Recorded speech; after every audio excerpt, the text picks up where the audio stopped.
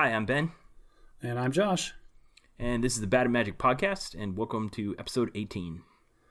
You're welcome to all those people that like even numbers better than odd numbers. This is a better episode for you. So, for episode 18, I didn't really have anything specific to follow up on from last time, other than just, like, how's everything going at your house? How's the quarantine and the stay-at-home orders? I know out here they canceled school for the rest of the year officially this week. Okay. Yeah, we had that cancellation last week. But no, everything's been going kind of the same. Working from home, and not only working from home, but as an accountant, this being still kind of tax season, I've been working 6 days a week. So everybody talking about, you see all the memes where every day feels the same. Like Yeah.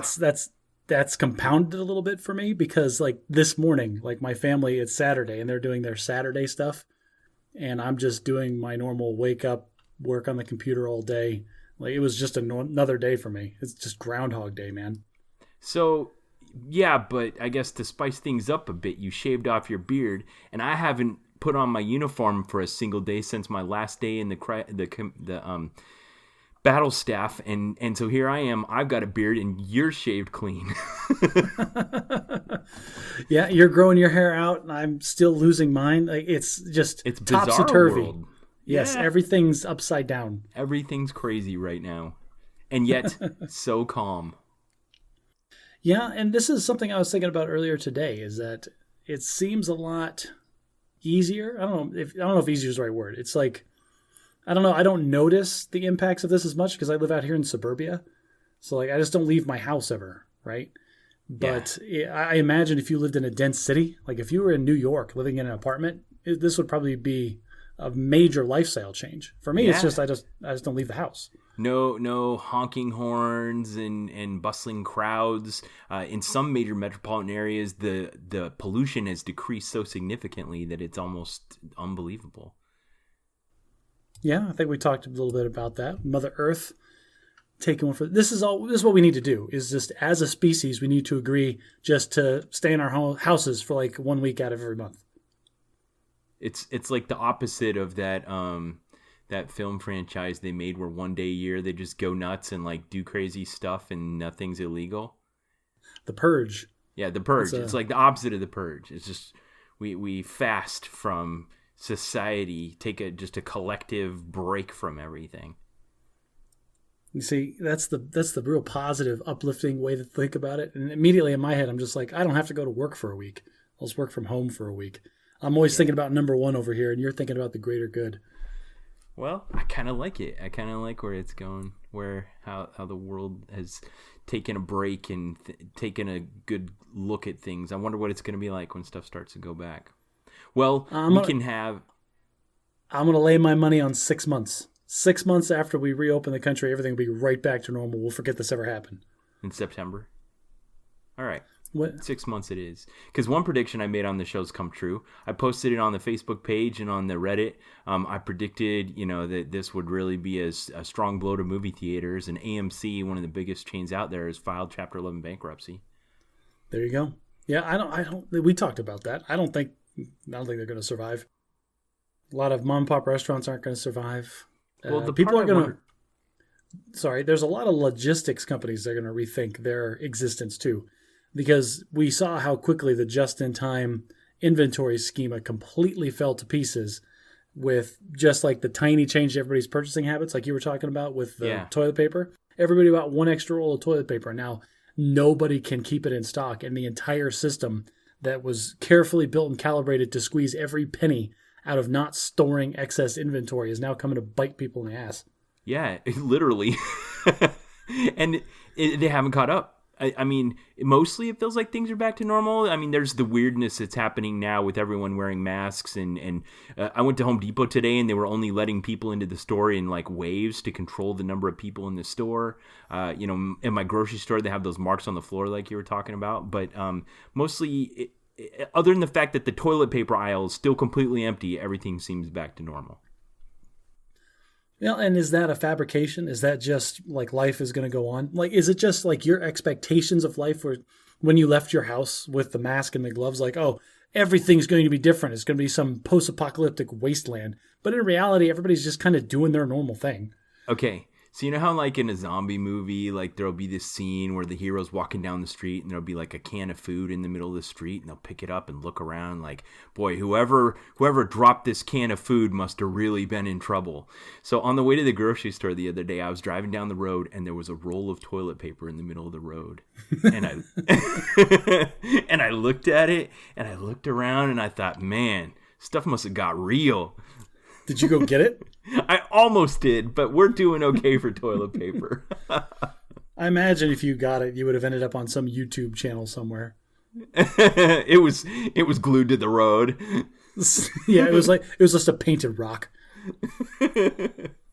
But it was weird. It felt like something out of a horror movie. Well, things will get better, and that brings me to Bad at English because I've got a phrase for us. There's a phrase that the English use. It goes jam tomorrow.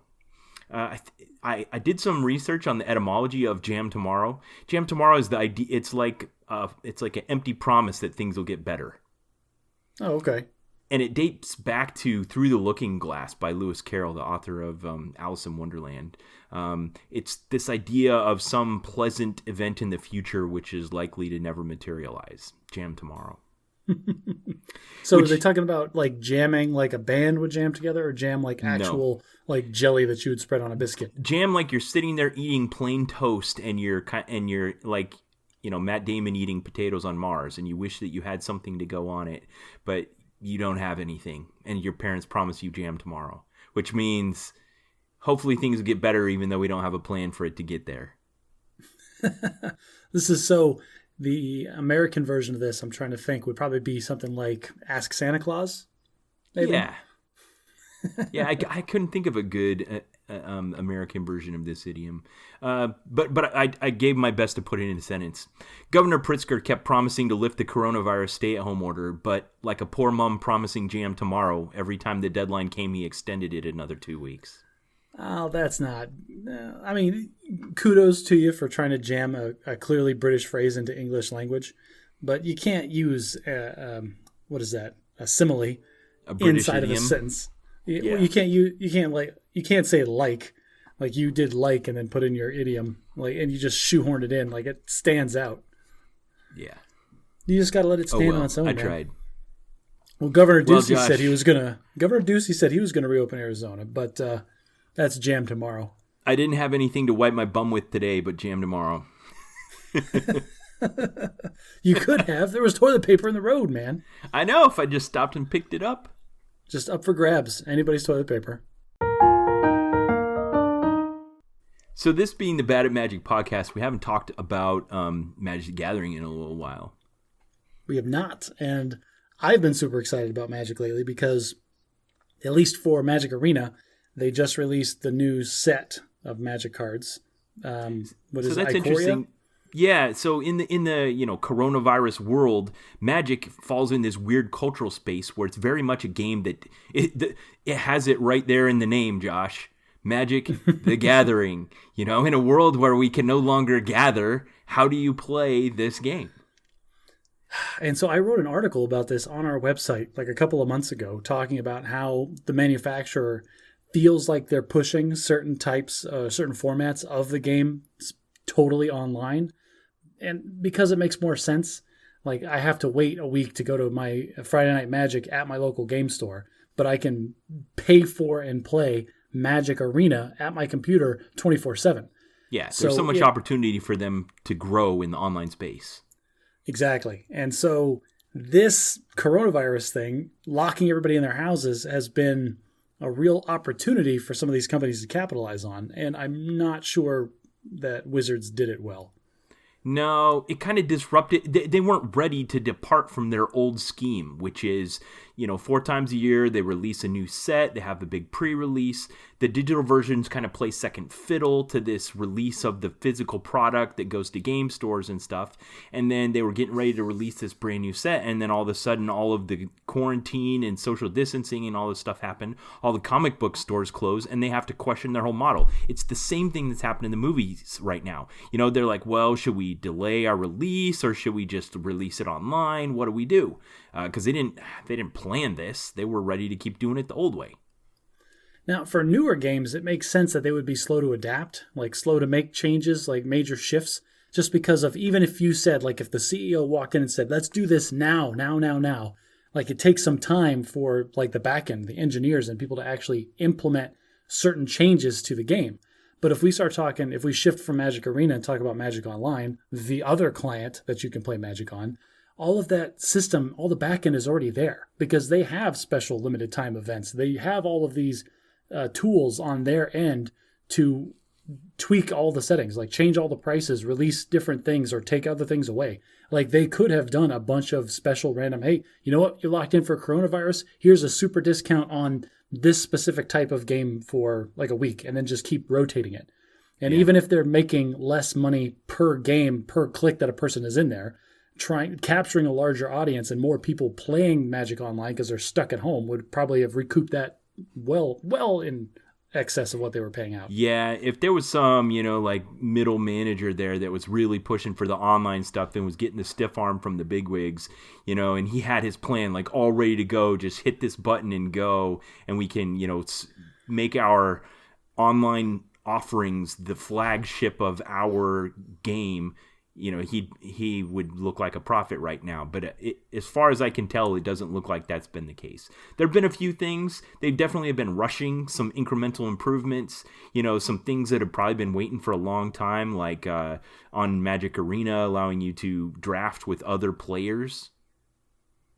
Yeah, that's been really fun. It's a huge change, which means like in order to even explain that change, we have to go into so many technical little details. So Magic the Gathering is. I don't want to delve. So go ahead. You don't want to do that? Do you want to do that, or do I like? No, do you it. Don't want to do that. Do it. Okay. I like the way you do this. You you're explaining it to my mom. I try to keep it easy. I realize, listeners, probably not a lot of you play Magic, but this is kind of an interesting thing that they've done with the physical limitations of the product that they sell. And this is why I think it's just interesting to talk about. So they sell their product in packs of 15 randomized cards, and the distribution of how powerful the cards are is standard. There's usually one really strong card, 3 like strong-ish but medium cards, and then like a bunch of filler. And that's how you purchase product, and it's all randomized, and that's how they make their money, because you're buying as much of the stuff as you can to get the random cards that you need. But they created a format of playing the game where you and 7 of your friends, you sit down at a table. So there's 8 people total, and each of you has 3 random packs that nobody's opened. Everybody at the same time opens one pack, and they pick one card from that pack, and they put it down, and they get to keep it. And they take the rest of the 14 now cards, and they pass it to the left. And then, so they're being passed 14 cards, and they pick one card from that set, and they pass them along. And it keeps going in this circle until all 15 cards are picked. Then they open the next package, they take one card, and they pass the other way around the table. It goes for the entire pack again, so you get 15 more cards. And then it goes back around the other way with the last pack. At the end of it, you're left with 45 actual cards. You have some amount of time to build a deck with the cards that you picked. And then the 8 of you presumably play like a little round-robin style tournament. What's great about that is there's so much stuff that happens outside of the game. Like the game itself is a different format because there's not as many super powerful cards, and so the gameplay is a little different. What's really interesting about Draft is that if you're paying attention, you can get a read and figure out what other people around you are doing and try to find the niche that deconflicts with them. And they have like this whole metagame style. There's tells and there's tricks that you can do to tell people around you what you want so they won't pick it, hopefully. Like it's that aspect of it, I think, is very, very interesting. So you did a draft today. Was it with other players? It was with other players, yes. And you went undefeated. You went 7-0. I have never done that. You went 7-0 off a draft. So would you say that you had actually done that? Like while you were doing the draft, you were getting the read from the other players and felt like you were executing a well thought out plan? So I'm not the world's best draft by any stretch of the imagination. Like it's very rare that I do this well in a draft. Name of the podcast. That's the name of the podcast, Bad Magic. I will say draft is one of my stronger formats. Because like I like playing it and I do it a lot and I can kind of pick these up. I think the skills that I'm developing that helped me win this one was figuring out exactly what I was saying. Like just all I did was look at the colors that were being passed to me because there's 5 colors in Magic. And so if you take 15 random cards, they're going to be roughly evenly distributed. And so as you get more packs passed to you and more cards are being taken out of it, you see what is left. And so you can kind of get an idea of what the people that are passing the cards to you are playing, what colors at least. And I did shift. I think towards the end of the first pack, the beginning of the second pack, I shifted out of one color and went into another color, which then I was getting a lot more picks and a lot better cards. And that really helped the deck that I played. So I'm wondering if that color's underdrafted in Ikoria. What was it? It was blue. I was trying to go white black at the beginning, but then I shifted out of black and into blue when I realized black was just going. Okay. But this is the thing too. Like again, like this is not a typical performance for me because since this is so new, like this set just came out this week, like a couple of days ago. People are still trying to figure out what's good in limited format, and so like the types of decks people are playing are all over the board. But if you go into the game and you draft from like the last set or the set before that, everybody knows that. Like it's set. Like these are the good colors that you want to get, and this is the kind of deck that you want to play. People haven't really optimized to that level yet. Okay.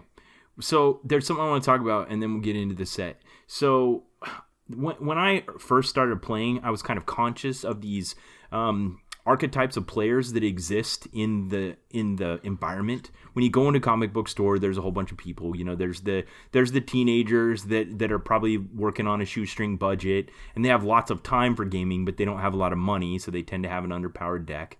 You know, there's the kids with a job that are living in their parents' basement. You know, they probably have a lot of disposable income, and they tend to have overpowered decks. And then there was these guys that like never played the newest format, and they always just sat in the corner with their old decks and kind of scoffed at us. And if you'd ask them what are the cards in newest set, they might not be able to tell you. And I always kind of despised those guys, and I realized I'm on the verge of becoming one of them. Like you asked me, oh, hey, what do you think of the new cards and the new set and the mechanics? I'm like, I haven't really been reading the spoilers. I've just been playing cube drafts on MTGO. And I'm like, oh no, oh no. I'm becoming one of those guys over in the corner. Ben, I hate to tell you this. You've been one of those guys. And, you know, like, I know you're one of those guys. Like, the tournament that we went to that started this podcast in Vegas, you were pumped because the primary tournament format was modern, which is from all the old sets. And, like, I had to do a ton of research. Like, for a month and a half leading up to that tournament, I had to, like, study and watch videos and, like, just get my mind wrapped around all of the old sets that modern format encompasses, which is really funny because most of modern is sets that are before I came back. Like, it's just, never mind. I feel like there's a standard life cycle of a Magic player. You know, when you first come and everything's new, you don't have a problem keeping up with the newest, latest sets because that's all there is. But as you start to expand your window of the over 6,000 cards that are available in the environment, you more naturally gravitate towards the older environments. I wouldn't be surprised if every player doesn't kind of go through that cycle. I understand that, but at the same time, how can you, if your primary format is modern, which is older stuff, how do you not look at every new set release and pour through the spoilers looking for that card that's going to break out and make like this? Because I'm not really as much of a spike as you say I am. That, and I let other people do that work for me. Oh, so you're lazy. Oh, okay. So, let's talk about the new set. The new set is called Ikoria, and it's like a top-down design. I read an article by Mark Rosewater where he talked about what they were doing, and I love his articles because he's kind of conscious of the fact that he has a very broad audience. But he's like, okay, so we were looking at the years ahead, and we had one set get delayed and another set get moved up, and we had this gap, and we needed something to put in the gap. So they said, all right, brainstorm your best ideas. What are you going to put in this gap? And it's probably like an old-timey movie pitch. Boss, I got it. Monsters. We're gonna give them monsters. The people love monsters. And so this set has Godzilla in it, like actual Godzilla. Like they didn't even change the name of it. They just called it Godzilla. Okay, to be fair, like they have... they're so nuanced, these things that you're saying. Like, it's not actual Godzilla in the set. They have a card that has a different name and different art and different abilities, and then they licensed all of this intellectual property from all these old monster movies, all the Godzilla movies, and they have alternate, like, collector's premium versions of these cards that are in the set that have a different name and different art that is from the Godzilla movies. Like, if you look at all the Godzilla cards, in tiny little text underneath the Godzilla name, there is the name of the actual card that it is. All right. You're right. Much There's lamer. some nuance. Thank goodness you're here, because otherwise our real Magic players out there that aren't like me we're probably yelling at their podcast. So the idea is that there's a world that's, I think, Earth world. Like it's a planet. World. It's a terrestrial planet, yeah. Yeah, where there's just monsters. Now, they've tried to do this in the past, but what it ended up being is what they call battlecruiser magic, where you have like 2 or 3 really big things and then a bunch of ramp, and everybody just tries to get up to the battlecruiser and win the game with the battlecruiser. But they were trying to basically introduce monsters at like every point in the mana curve so that you could kind of, if you want to play an early fast game, you could play it. If you want to play a mid-range game, you could play it. And if you want to play a late game heavy hitter game, you could do that too. Well, and then flavor-wise too, it's tough to justify a set that has all these giant stompy monsters and like tiny little humans running around. Like, how do you even explain that these humans existed this long in a world that's just teeming with these giant monsters? So I like the idea that they have where, you know, the humans have found a way to coexist, or even to kind of lord over the monsters in a way where they could have them be like their companions or their guard dogs. So imagine, you know, a human running around and then this giant flying wolf or something like that. And the human, you know, can call the wolf and have them do their bidding. Which is cool. And that, if you look at the, on YouTube, they did the video trailer of the set. Yeah. And they have one of their... I'll put a link to it in the show notes. Yeah, they're usually pretty good. They got good music and stuff. This one wasn't my favorite. Like, War of the Spark trailer is phenomenal. But this one was still pretty entertaining. My kids liked it. It introduced the idea and the mechanics. And one of the new mechanics that they introduced this time is called Companion. And basically, they want to try to go with the idea similar to the Commander format, where you, as the Planeswalker, have a thing that's like your guard dog, and you can call it. Now, the problem with that in most games of Magic is that you present a random library to begin the game. So you may have a favorite card, and there's 4 of them in your random library of 60 cards, but you may never see it. And then what good is that of having a guard dog you can't even call? So they're like, all right, let's look at the limitations we got, and that is that a player takes a randomized library, and they present it to their opponent, and then they begin the game with a randomized library. How do we take that environment and make it to do this thing that we want to do flavor-wise of having a person be able to call their favorite pet?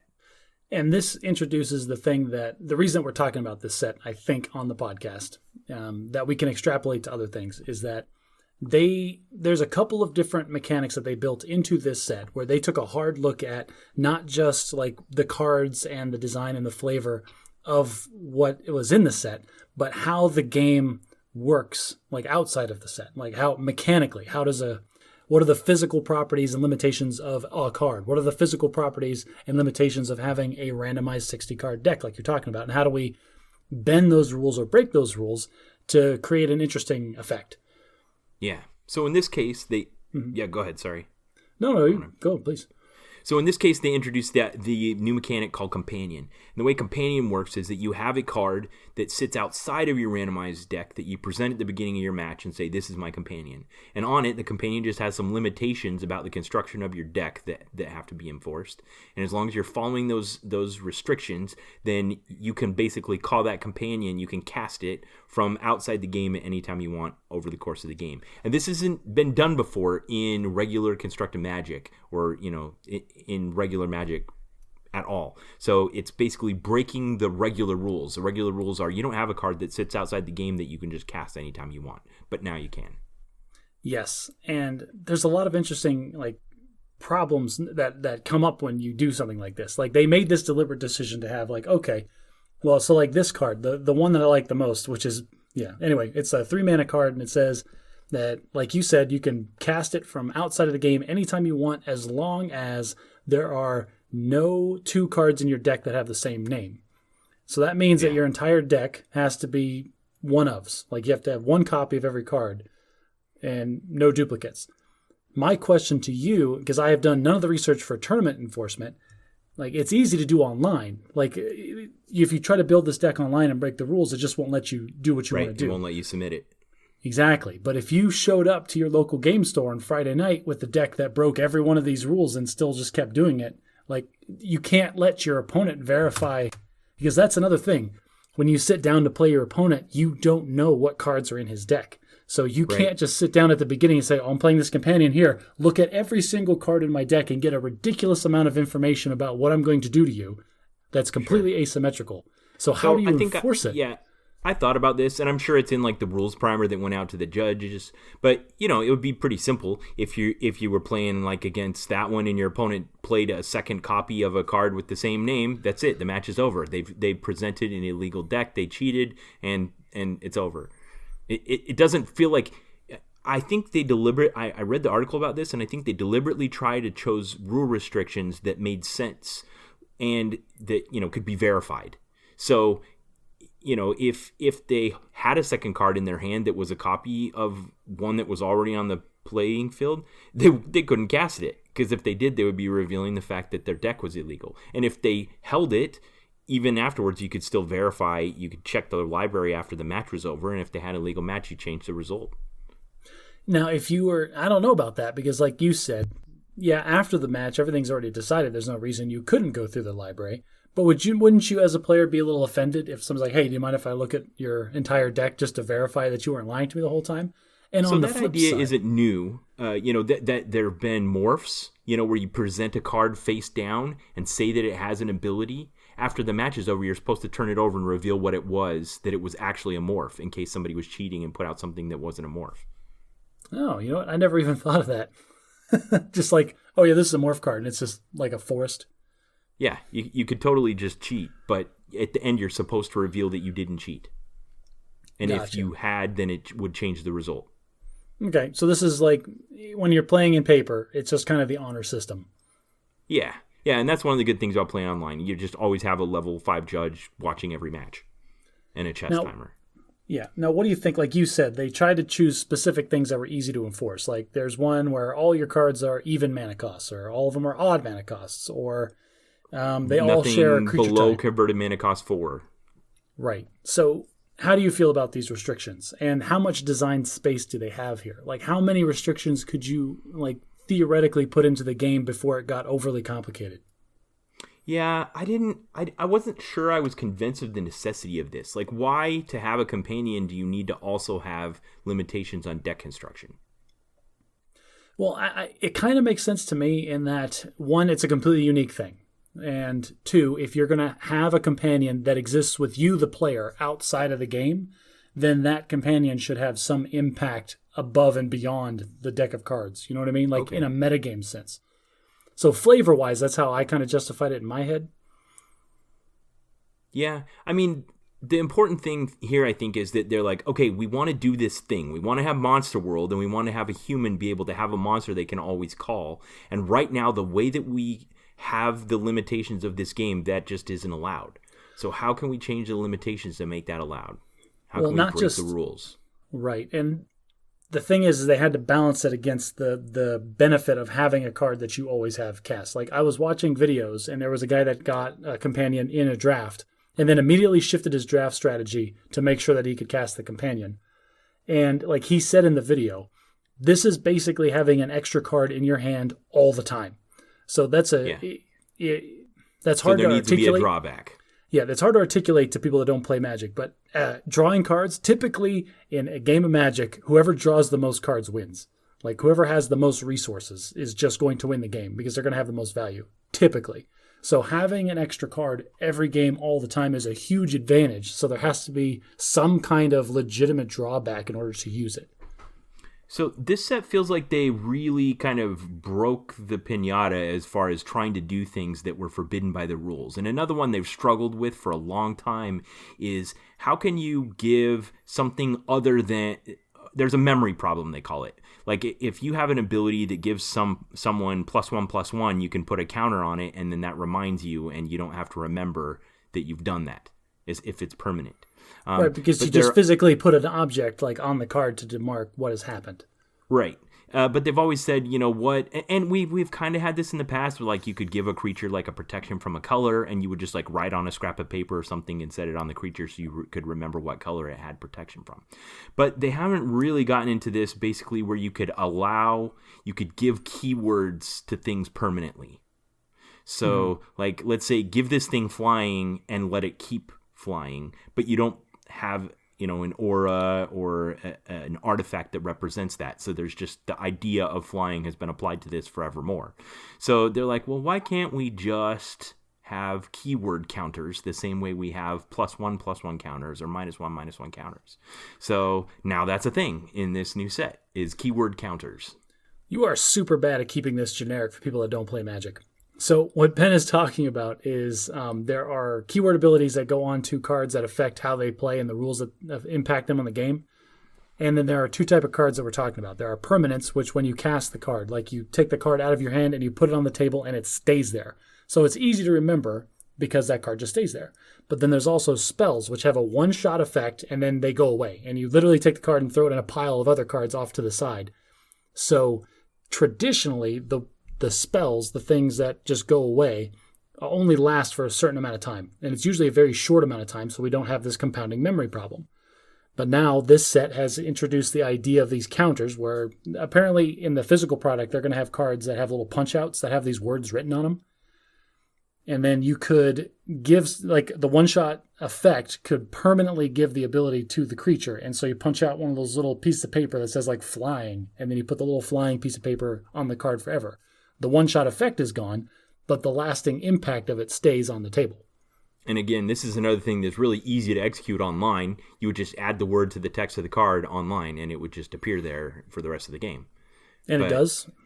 In paper, it's a little bit more difficult to execute. But they're like, well, why don't we just do this thing that we've never done before? They're like, well, we don't because it's a memory problem. They're like, we'll put it on some piece of paper, and you can put it on there, and we'll call them keyword counters. And like, great, do it. Well, I'm sure the discussion was more than just like, great, that'll be fine. Just go ahead and do that. But I think what really helped this, like we're seeing all of these mechanics that are changing the way that the game is played and changing the rules outside of the game.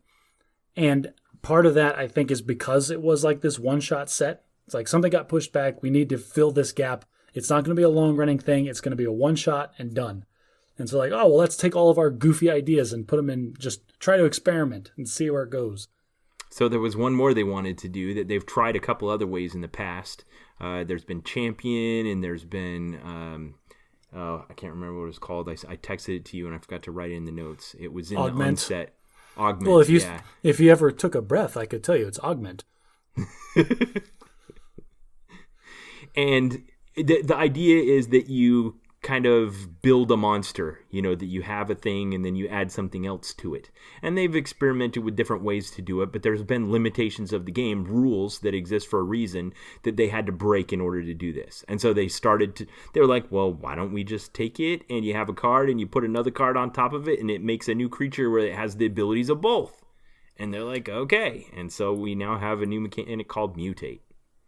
And I really like how this would play out in paper, because in paper the idea would be is you have a card on the table that has a picture on top and text on the bottom, And then if you mutated it, when you mutate it, you take another card and you kind of glue them together, and you get to pick the one that's coming out of your hand onto the table, if it goes on top of the other card or if it goes underneath the other card. And in paper, that would be easy to do because you would just, whichever card was on top would just cover up the picture, and then you would just have one picture and then 2 chunks of text for the same card. Online, they don't really do that. They kind of make all of the text disappear, and so it's easy to forget what actually is all on the card. Like you click it and you just get this laundry list of things that you can't read in time, and then if it's more than 3, they just kind of do the ... ellipsis, and like you can't even tell what the 4th or 5th ones are. So it's interesting how this has gone both ways. There's certain executions of these mechanics that are easier online and certain of them that are harder online.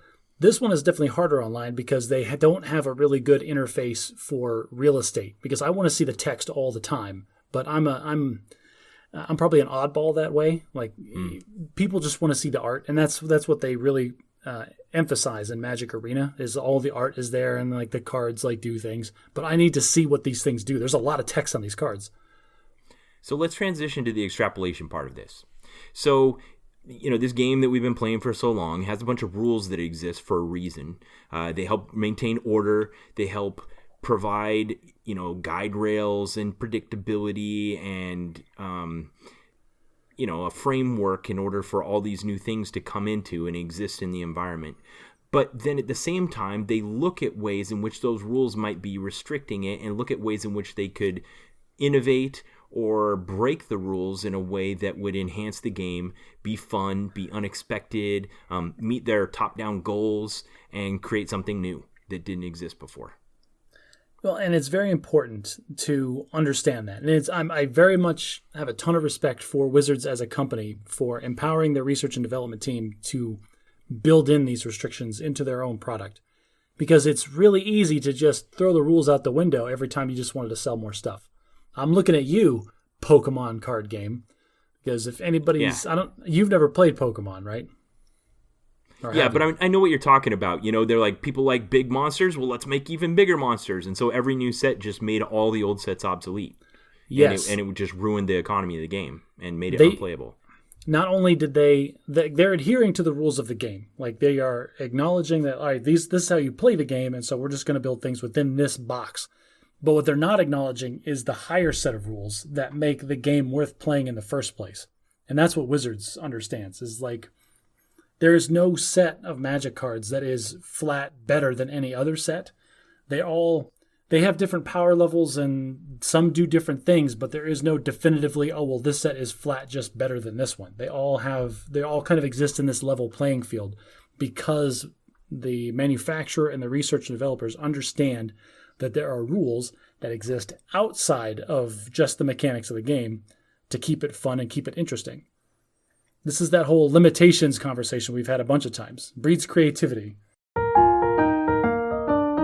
We talk on this show a lot about Sanderson's 3 laws of magic, so I'm going to remind our listeners what the second law is.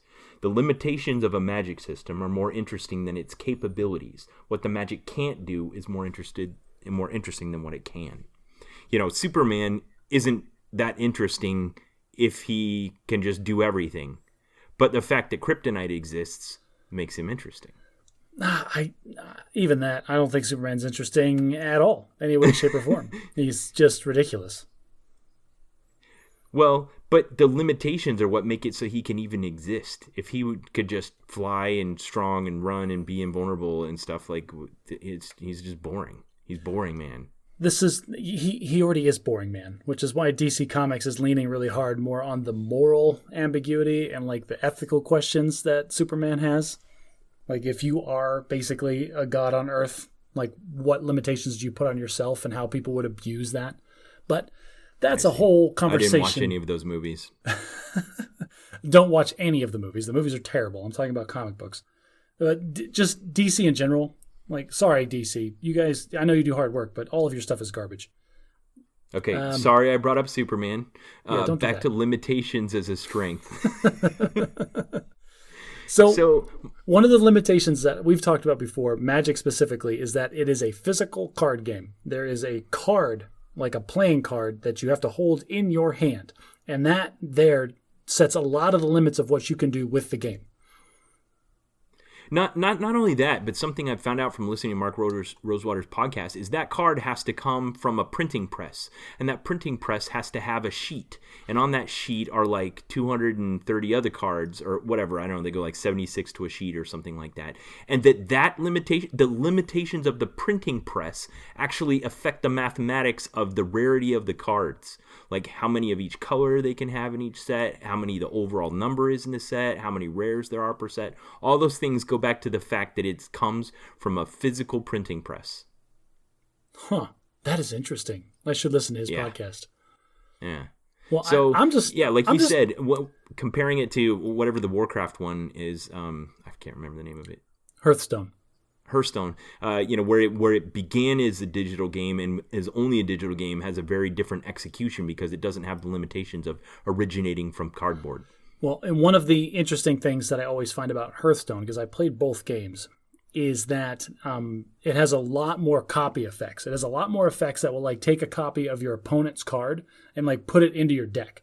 And so you'll take cards that you don't own and you'll have them for this game, but since it's all digital, it just goes away.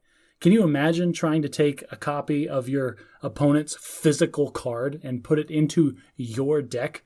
Yeah, that you can't do that. You literally can't. And like, even though this is another interesting limitation that we haven't talked about, is the backs of these freaking cards. Right. Because back when the very first set of Magic cards was printed, they had some janky artist like draw something on the back that has the word Deckmaster on it, which is not even a word in Magic anymore at all. It means nothing. But because now they have tournaments and there's money on the line, you can't be able to get information from the backs of your cards. They all need to be identical.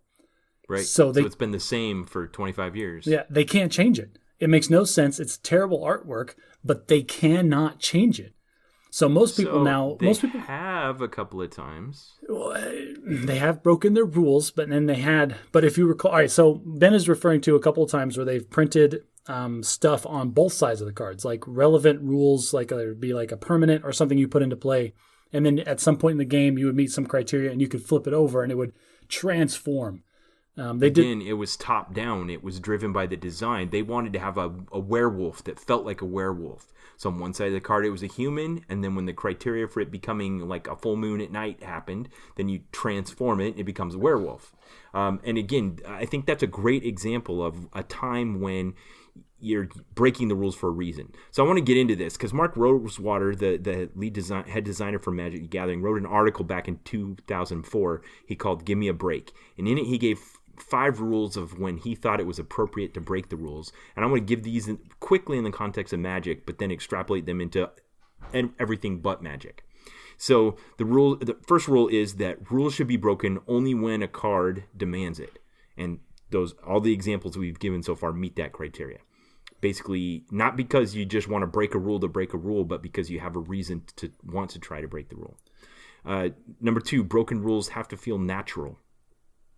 Yeah, I think the transforming, the lycanthropy, the werewolf idea, like you could have 2 cards, like they just come in packs together and like, when you, instead of flipping it, you just bring out this other card. But that would feel like 2 separate things. Taking the same thing and flipping it over and turning it into something completely different, that feels more like a transformation than swapping it out. Right. The third is check the reason for the rule you're breaking. I'll get into these more later. Number 4, breaking rules is a test for the future. And number 5, not every rule can be broken. And he talks about some rules being load-bearing walls. And you can't remodel the house by tearing down that wall because it's holding up the house. Well, you can't change the physical size of the cards that you have. That's like there are, again, these cards exist in the physical universe. That defines a lot of the unbreakable rules that he's talking about. Yeah. So I took these and I kind of changed the wording of them so that it was more just anything. Like rules can be broken only when something demands it. Broken rules have to feel natural. Check the reason for the rule you're breaking. Breaking rules is a test for the future, and not every rule can be broken.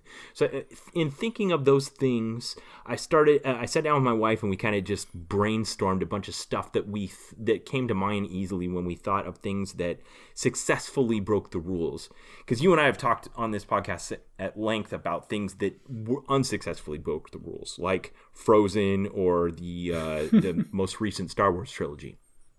Yes. We're big fans of rules. We're big fans of adhering to your own rules.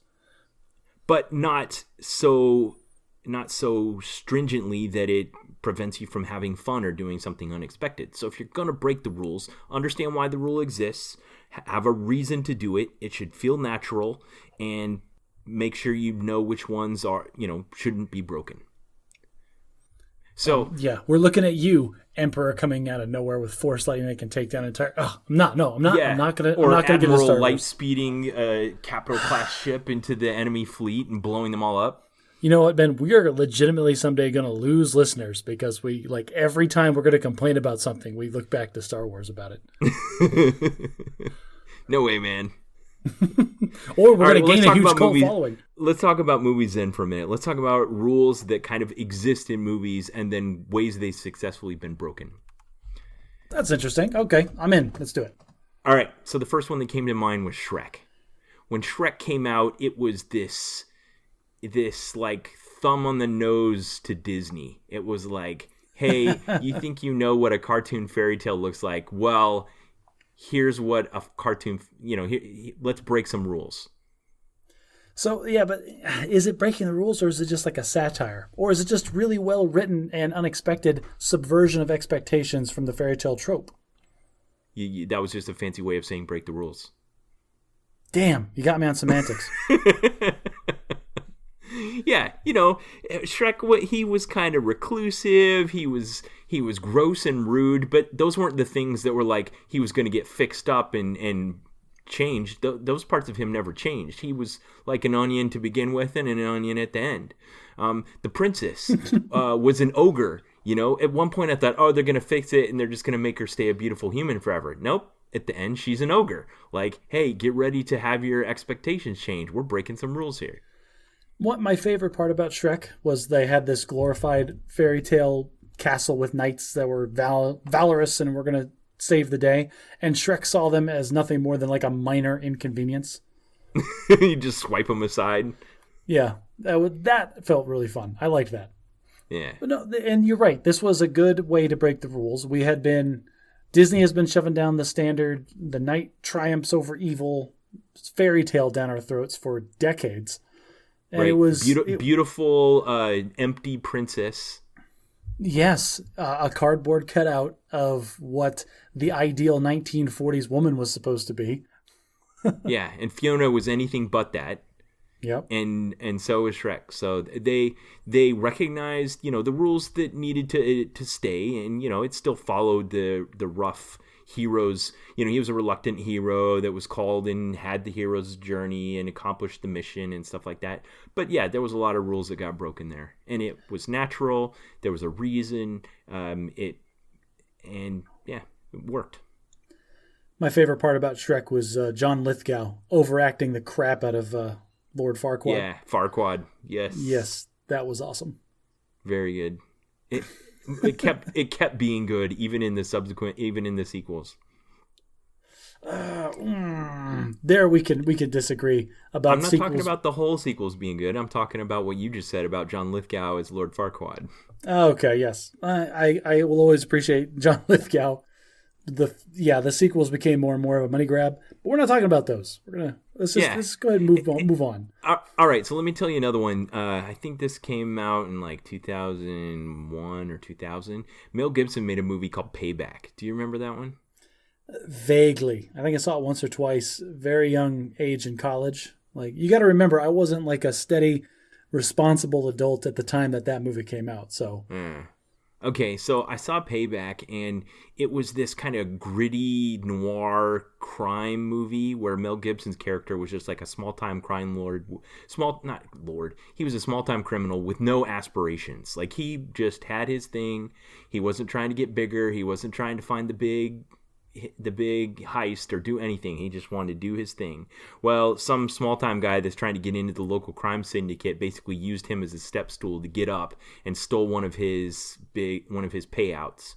So in the movie, I think they stole $70,000, and the guy shot him and took his half, which was $35,000. And he spends the entire rest of the movie trying to get back $35,000. And every time he corners somebody or gets the mob boss in a bad spot, he's like, "I'll pay you. I'll give you anything you want." And he's like, "I just want my $35,000." Like, that's all he ever wanted. And There's this scene where he's got the small time crime lord in the room with him, and he's got the gun pointed at him, and he asks him a question, and the guy doesn't know the answer to his question, and he just shoots him.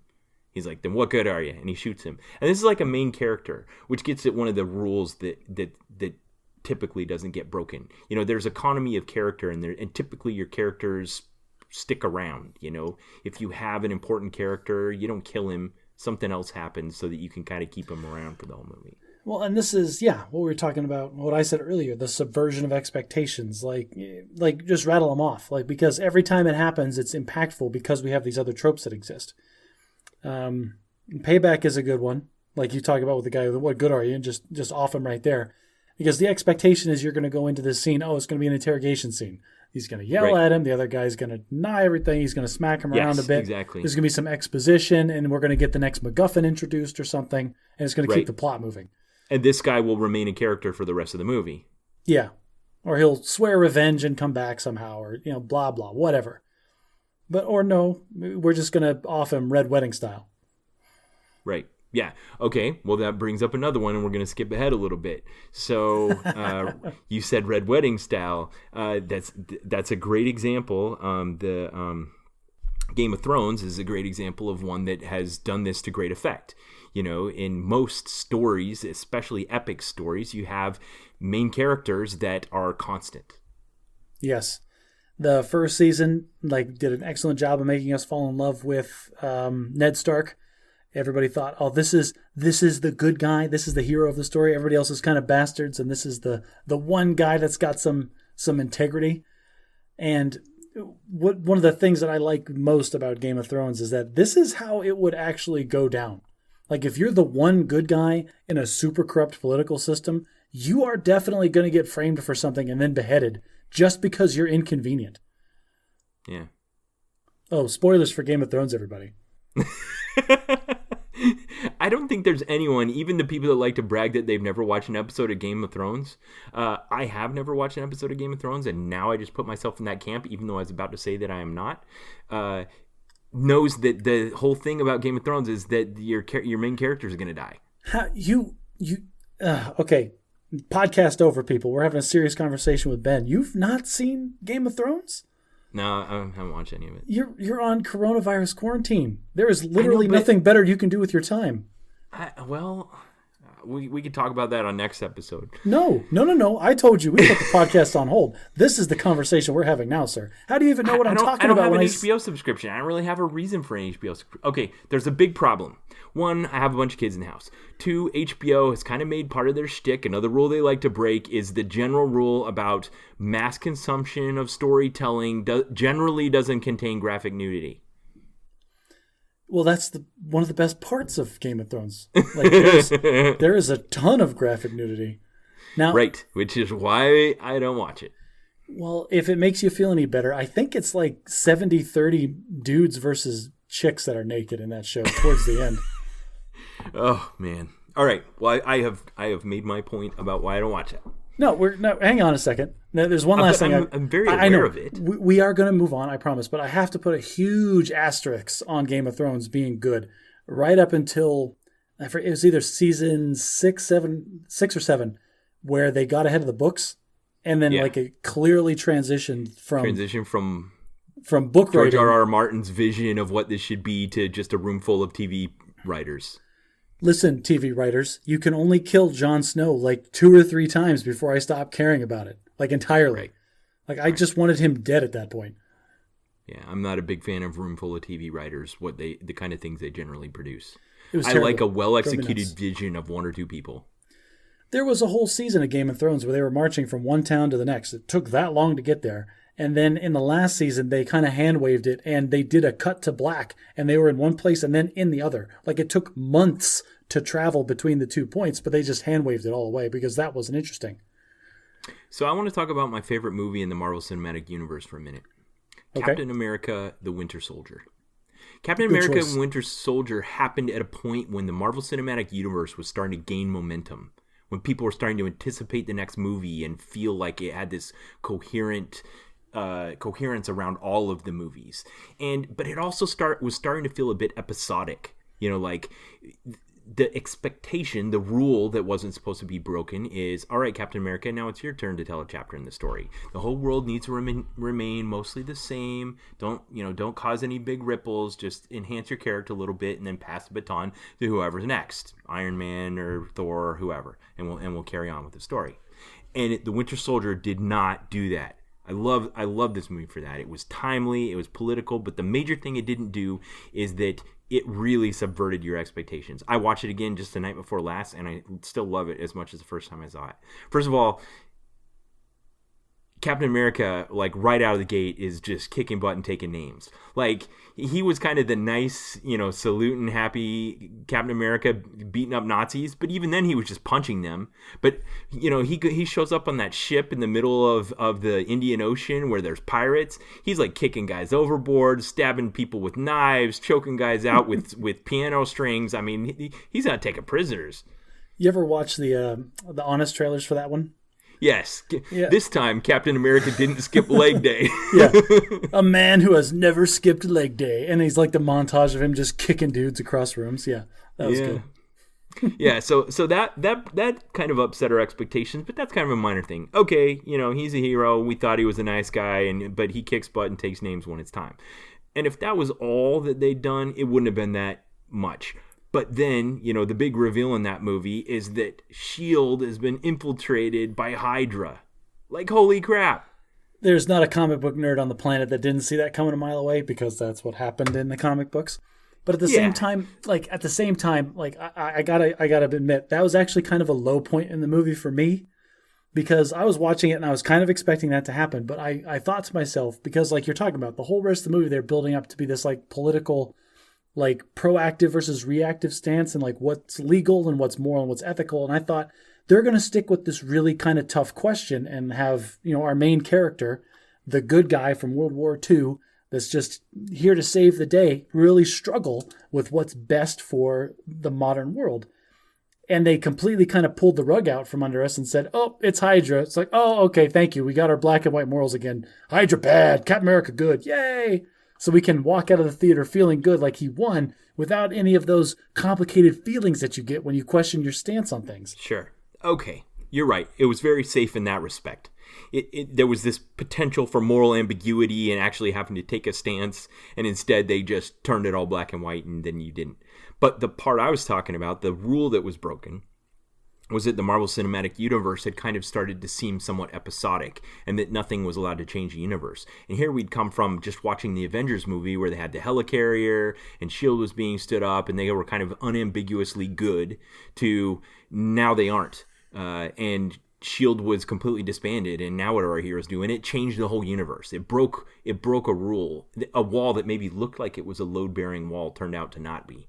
And maybe that's a mainstay of comic books, so that wasn't that much of a rule break for you, but it was for me. Well, and what you're talking about there is, if we put the comic books aside from movies anyway, first of all, the Marvel Cinematic Universe did something that we've never seen. And they took multiple movie franchises and tied them into one, cinematic universe. That's why we use that term. I'm sorry, I'm being sidetracked because my dad, every time I see him, he has this, it's like, I had this great idea, Josh. You know how like Game of Thrones has these big long episodes and then every episode just kind of keeps moving with the story? Wouldn't it be great if they did that for like movies? Like if there was like a set of movies that like one would just build upon another one. And it makes that... What year did your dad say this? He says it every time I see him for like the last 2 or 3 years. And every time, like, he does it because it gets me, Ben, right into my core. Because I told them when Infinity War first came out, I gave him, these are the essential movies that you have to watch in order before you go see Infinity War, or you're just not going to get it. And ever since then, he's been making fun of me for like, oh, it'd be so great if that existed. So he's just making a dad joke. Oh, yeah, he's making a dad joke, but it's still effective because, damn it, man, the MCU is just so good. So one more in Captain America that I had to throw in because it's one of my least favorite movie tropes. It's the guy that tells the hero, don't trust anyone, is going to be the guy that betrays the hero. Like, without fail, the guy in any other movie, the guy that tells the hero, don't trust anyone, that means it includes me. And in this one, the guy who told Captain America, don't trust anyone, was Sam Jackson's character. Nick Fury? Nick Fury. Dang it, Ben. Killing me. Like the Spy. Yeah. All right. So enough about that one. I love that one. Total Recall. Going back to the 90s, I don't know if you saw the original Arnold Schwarzenegger version. I love Total Recall. That's a classic. Yeah, it was kind of a notorious at the time. And the rule I want to talk about in Total Recall is at the end of the movie, you come away from it with kind of an understanding of what happened in the story. And Total Recall had this notoriously ambiguous ending that let you walk out of the theater and debate with your friend about what actually happened. And that was really good. That was a really good idea on the part of the writers for that, because it created buzz. Like, I can imagine this being in theaters and people come out like, well, what do you think happened? And then you're talking to your buddy at the water cooler because cell phones and text messaging and instant messaging doesn't exist yet. So you have to physically talk to these people. And then some other guy comes up and is like, what are you guys talking about? Oh, there's this amazing movie and it has this crazy ending. You have to go see it. Yeah. Yeah, no doubt. It stands up pretty well. One that I think that this podcast can definitely get behind is Star Wars. You know, when Star Wars came out in 1977, it was this futuristic place with lightsaber swords and flying starships, but the Millennium Falcon was kind of dirty, and to get it to work, you punched it. And this was back when George Lucas, before he was corrupted by the money and the image. Like, you talk to people and they do interviews with people that worked with him on the original Star Wars, and he had a very clear vision of the future is neat and shiny to us, but to the people that live in it, it's just going to be like, there's going to be used cars, there's going to be like terrible airplanes, like it's just going to be normal stuff. Yeah. And so he introduced the idea of the used future. One of my favorite scenes, like such a subversive expectations, breaking of the rules. We're going to change our vocabulary here. Is Mark Hamill walks into the Mos Eisley spaceport and sees the Millennium Falcon for the first time, and the camera pans up and the music swells, and like this is big moment for us. He's like, look at this cool spaceship. He's like, oh, what a piece of junk. Yeah, that's just, it's great. Yeah. Yeah, the used future. So that was another one where it was a rule break, you know. And I'm guessing they sat around at some point and they're like, all right, we're going to be in the future with spaceships and stuff like that. So it's got to be like 2001: A Space Odyssey, you know. It's got to be like what was it? Danger Will Robinson. I can't remember. Lost in Space. You know, where everything is pristine and clean and futuristic looking, and they're like, no, let's not do that. Here's a new rule for you: if you can't remember the name of something, say it and then take a pause, because maybe I know it, and if you stop talking for a second, I could like tell you what it is. All right, I'll try that. You won't do it. It won't happen. That's all right. We'll just keep having people scream at the podcast players, which is great. So we already talked about Game of Thrones. Oh, did you want to say something else about Star Wars? Well, I was just I had something and I lost it. Got sidetracked by Lost in Space. So forget it. We'll move on. Maybe it'll come back to me. All right, so I'm going through our list we made. So in Indiana Jones and the Raiders of the Lost Ark, there's that scene where he's in like the Moroccan market and he's being chased by guys with turbans on their heads and stuff. And he, you know, has been punching and flying and stuff. And he comes around the corner and that guy pulls out the giant sword and he swings it around and then he kind of looks around for what to do and you think he's going to get in a sword fight with this guy. That's the expectation. And then he pulls out his pistol and shoots the guy. With a look in his face like, oh, there's no way I'm dealing with this. And actually, what's really funny is I don't know if this is a true story or just some kind of like cult classic story that people like to tell, but apparently the story goes that there was supposed to be like a really intense sword fight like through the market between Harrison Ford and that character, and that guy had been training for weeks to the choreography to do it all right, and Harrison Ford was like really sick filming that day, and like they got to the point like, all right, we're gonna do this big fight scene. Harrison Ford goes like just actually physically tired and feeling sick and didn't want to do it, was just like, why wouldn't I just shoot this guy? And then like everybody and like all the producers like writers like was like, actually, yeah, I think that's probably what would happen here. So I don't know if that's true or not, but well, that's a good example because that goes to the first rule that Mark Rosewater gave about making breaking a rule. You got to have a reason.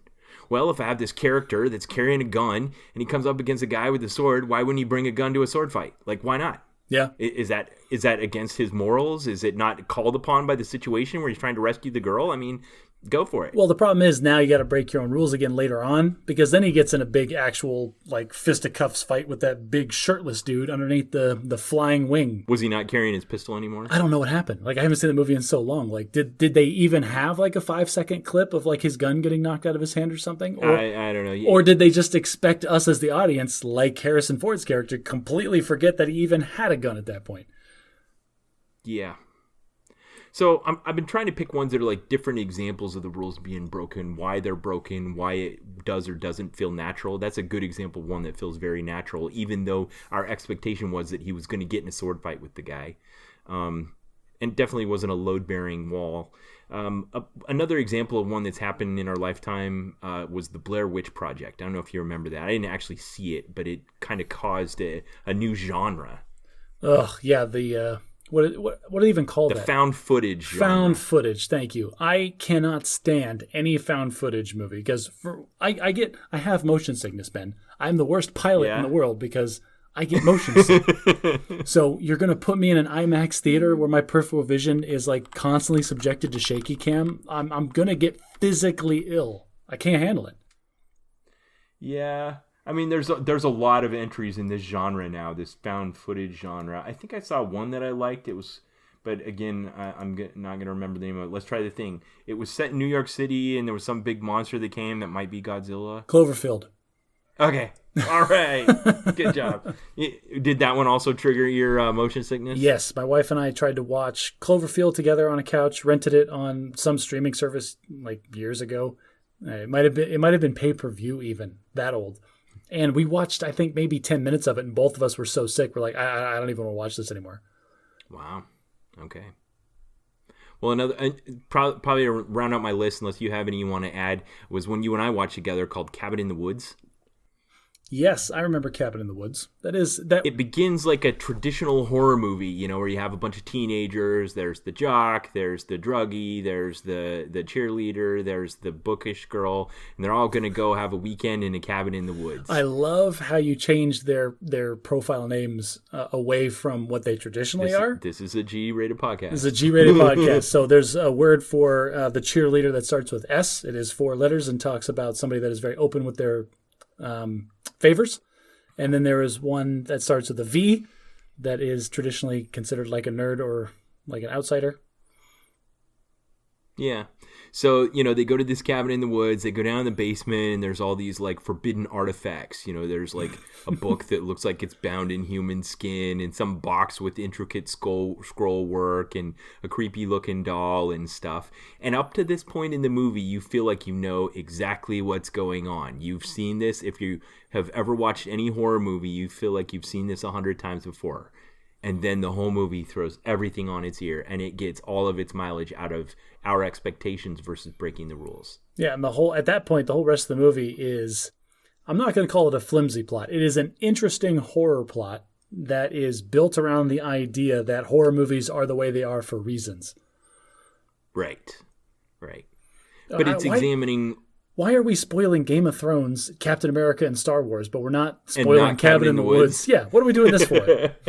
Okay, listen, so we're spoiling it. Yeah, we're spoiling it. Basically what happens is then they cut, like they're in the basement looking at these forbidden artifacts, and they cut to this control room full of guys in suits and ties, like, oh, which one are they going to pick? And they've got like a bet. They're all watching this like it's on hidden cameras. Yeah, it's like a big, like, giant operations center with a big old video wall, and they're watching these kids on hidden cameras, and they're taking bets in the back of which one they're going to pick. And basically, whichever one they pick is going to determine the random monster that they have in a box in a back room somewhere that they're going to put on an elevator and like release and unleash onto these poor kids to kill them. Who are actually going to die, but it turns out that they are human sacrifices to keep back some unworldly evil that demands blood and then therefore will remain dormant. Not only demands blood, but demands blood in a very tropish horror movie sacrificial way. It's like, oh, it has to be these 6 types of people: the jock, the stoner, the nerd, the cheerleader, and the bookish girl. You forget, that's just for the American version. Oh, right. Every culture has their own version, and then it's different. In Japan, it was like the Ring style thing with the creepy, like person floating and a group of school kids standing around chanting. And, every culture on Earth had their own version. Now, I will tell you, Ben, I hate horror movies. Hate them. I will not watch a horror movie willingly. I won't. And you turn on Cabin in the Woods, and I remember this scenario because we were playing board games, and you like put it on in the background. I was like, okay, well, I don't have to look directly at it. I won't have to listen to it. I can ignore it if I can. But then it turned out like that twist was interesting enough that it wasn't really a horror movie for me anymore. It was more just kind of like a sci-fi monster movie, which that might seem like a fine line to cross, but one freaks me the crap out and I can't sleep at night, and the other's just interesting to think about. Yeah. That was my list of movies. I did some research online of these kinds of things that break rules, that have a reason, that make it feel natural and stuff. But then it went in back to like these art film school kind of movies, like black and white movies from the 40s and stuff. And I get it, why they were important at the time, but it's not interesting to talk about on a podcast. No, actually you bring up a good point. What is interesting about breaking the rules in traditional media like this is that when it's done well, it's held up as this exemplar of filmmaking. Like, oh, look at this movie that broke the rules. It's so amazing and good, and you should totally see it. Game of Thrones is held up as like, this has got to be some of the best television that has ever existed because it subverts all your expectations, breaks all these rules, and does all these things you're not expecting it to and keeps you guessing and so enthralled to the edge of your seat. But when a film does it badly, or when a TV show does it badly, it just, it's such a flop and such a letdown. And like, you just start, you do that thing where you yell at the screen like, oh, that's ridiculous. And you change the channel and it's just utterly forgettable. But it goes by these things. Sometimes if you're breaking the rules just to break the rules, or if it doesn't feel natural, or if there's no reason to do it, or if it's a load-bearing wall, then it doesn't work. We can go back to season 7 of freaking Game of Thrones, where Jon Snow was killed and then brought back to life, and then for some reason got stranded in some zombie apocalypse by himself. Everyone else somehow escaped, and he was there on a frozen lake by himself fighting a horde of zombies, and then wearing full plate mail, sank into the frozen lake, and that's the scene that we see him. He's sinking, and like, that's it. He's dead. There's no way out of this. Like, he's surrounded by zombies. He's sinking to the bottom of a frozen lake, and somehow he still got saved by the freaking dragon lady person. And that's when I completely gave up. I'm like, so Jon Snow is just immortal now because the plot is just not going to let him die. It's like the writers wanted to take back what George R.R. Martin had done, making it more realistic by not having protected characters. Well, they didn't. They wanted to have that same tension because, like, oh, Jon Snow almost died, or like, we all love this character and we don't want this character to die. But it's like they wanted to pull that tension out of us, but they didn't. They didn't have the guts to pull the trigger and actually kill him off because they wanted to keep him because everybody loves him so much. In that way, gets back to why the rules exist in the first place. Well, no, I think the TV writers were just too conservative. The rule that was being broken by George R.R. Martin throughout that was that our most beloved characters kept getting killed for realistic reasons. And then when it switched over and went away from the books, we went to TV rules where, like, they tried to have their cake and eat it too. They tried to create the situation and get the same emotional content as if they had killed the main character without killing the main character, which completely undercut the entire scene, at least for me. Well, the difference between something like Magic the Gathering, where the rules are controlled by a group that's homogenous, they're all fall under the same corporate structure and have a hierarchy, as opposed to something like filmmaking, is that there's more of like a zeitgeist about it, where maybe somebody breaks a rule and everyone just kind of observes it and it becomes part of the collective thinking. The used future became a thing, or having your main characters could potentially die became a thing, whereas before that wasn't. But then they kind of wanted to take it back when it went back to traditional writers doing the show. I just felt like they were chicken, like they didn't want to commit to it. Like they didn't understand why killing the main character was such a big thing. Like, I don't know. Maybe it just made their job too hard to finish out the storyline without the person, in which case then pick another character. But like, I feel like they just didn't understand the how the rule was executed, or they knew the rule, but they didn't know how breaking it worked. They didn't know how to break it correctly. Right. Exactly. Sometimes it just becomes another tool in the tool bag. The classic example is when Orson Welles did Citizen Kane. And he was the first person ever to introduce the cinematic flashback, where instead of just doing exposition, you actually change your film and you go back to an earlier time in that character's life and see something that led up to what was happening in the present and then come back to the present. Like, that was the first time that had ever been done. To us, it just seems like granted, but at the time it had never been done before, and now it's part of the tool bag that any filmmaker has. I'm not going to lie to you. I never saw Citizen Kane. Only all the clips and commentary and like all the jokes that exist about Citizen Kane. Yeah. Like, I like to think personally that like the movie starts him on his deathbed and he says Rosebud and then dies, right? Right. In my mind, I like to think that he was struggling trying to remember the name of that stupid sled for like a couple of weeks. And like the last thought that he had was, I got it, Rosebud. And then he died. You know more about it than I do. I haven't seen it either. Why do you keep bringing up things that you haven't seen? Man, there's not that many. Nobody's gonna believe us when we talk about stuff if we haven't seen these movies, Ben. Well, let's talk about some ones that have seen. So another one that to move out of film and into the small screen is cartoons that weren't designed primarily for children. I remember when The Simpsons first came out, and it was really considered edgy and kind of surprising, and it really went against a lot of people, especially my parents. I remember it being absolutely forbidden in my house. My dad's standard line was, "We don't watch The Simpsons." That's really funny because the first time that happened to me was when South Park came out. I remember I was a teenager, like having to babysit for some neighbors' kids, and like they were young kids, so they went to bed early, and the parents were out for very, very late, but they had cable. And I saw South Park for the first time, and that blew me away. That was awesome. I bet it did. Yeah. Well, and that's the same kind of thing. They look at the expectations of something that's kind of colorful and cartoony, and you think that it's going to be childish and maybe simplified. Instead, it's kind of nuanced and edgy and, All right, so I'm going to have to cut you off here and like really elevate my status of super nerd. Like, I'm going to lose. People are going to like stop paying attention to me here after I say this. That has been a thing, what you're talking about with edgy cartoons and like making real points and things. That's been a thing in anime overseas like forever. Like, this is a relatively new concept for America, but there are a lot of really old like animes that are very impactful and very thought-provoking and not for kids like in any way, shape, or form. Okay, I don't know this. How old is anime? I'm asking Google. Yeah, that's who I would ask. Better source than me. The earliest examples of Japanese animation can be traced back to 1917. The defining characteristics of the anime art style we know today first emerged in the 60s. Okay, but what you were talking about, you remember in your lifetime, The Simpsons came out, and that was like the first like edgy, like adult-oriented cartoon. I mean, shows like Family Guy owe their origin to The Simpsons mostly, yeah. But you can look. There's huge catalogs of adult-oriented anime. I'm not talking like porn. I'm talking like highbrow, like intellectual style anime shows that existed a lot, like a decade at least before that.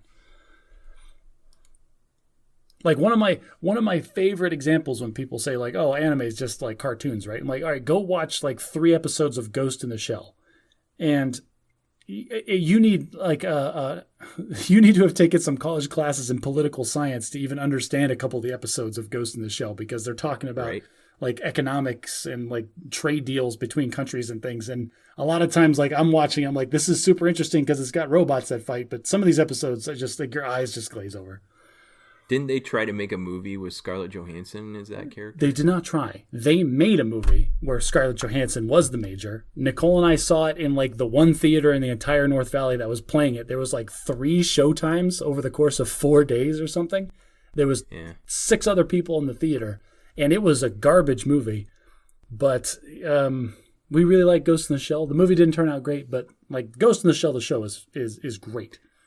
So another film that's kind of teetering on the, another intellectual property that's kind of teetering on the edge of this that came to mind was Firefly. Now, Firefly is a good example of one that was kind of breaking the rules, and maybe that's why it wasn't able to catch on while it was still in the window of opportunity, while it was in active production and it hadn't gathered an audience yet. It's since become a cult classic and it has a big following and stuff, but during that traditional TV production window, it broke too many rules, I think, and failed to catch on.